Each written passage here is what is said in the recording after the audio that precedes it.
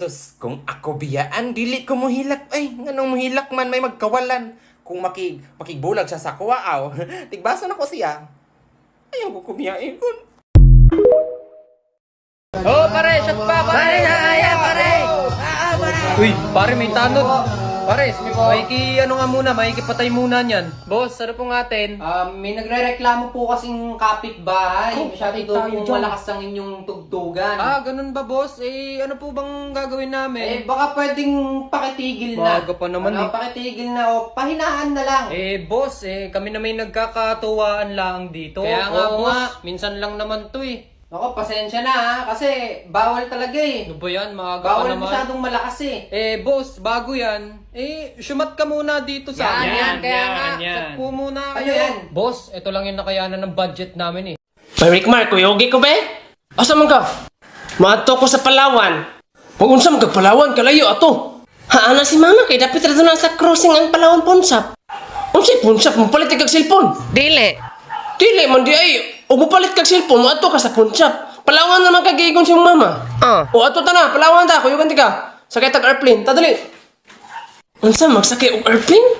Wala man to kay si mama magsakay og airplane. Pagdali di alarpe. San? Bergmar, atot. Ang nabili na kwarta kay Jace na lang. Ang atong gibayad sa aeroplano kay 1,000. Anak ra ba to si mama na ko na ang 1,000 ana kay ipadala daw dahil ang Jace anak. Di ba, pre? Kaya nga, pre. Pre, tamo si Pipito. Pagtripan natin. Lalagyan ko ng bato yung bag mamaya. Sige pre, sige. Lagyan mo. Huwag mo sasabihin ako naglagay ng bato Sige Oh, pre, sige. mamaya. Sige. Ay, ngayon ko nalalagyan. Ikaw bahala pre. Hindi, lagyan mo Wait na lang, ngayon. lalagyan ko Ngayon mo lang, na wait lagyan lang. para may makita na kaagad.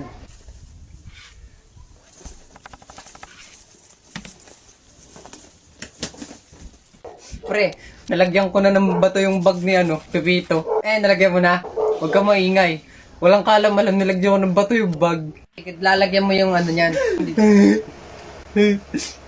Sino naglagay ng bato? Tignan niyo yung kinakain niya guys, mukhang masarap. Ayan, sobrang crunchy pa. Ano kaya yun? Oh, gummy bears lang pala yun. Wow! So, dalawang ingredients lang daw ang kailangan para magawa natin yung crunchy gummy bears. So, kailangan natin ng Sprite at gummy bears syempre. Pwede namang ibang klaseng gummy bears, pero ito yung gamit niya sa video. Kaya ito yung gagamitin ko para ma-achieve talaga natin. Let's go! Sobrang dali lang nitong gawin guys. Ayan. So, ubusin mo lang yan.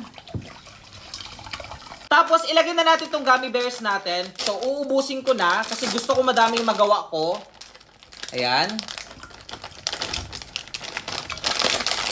Ayan. Uubusin ko na yung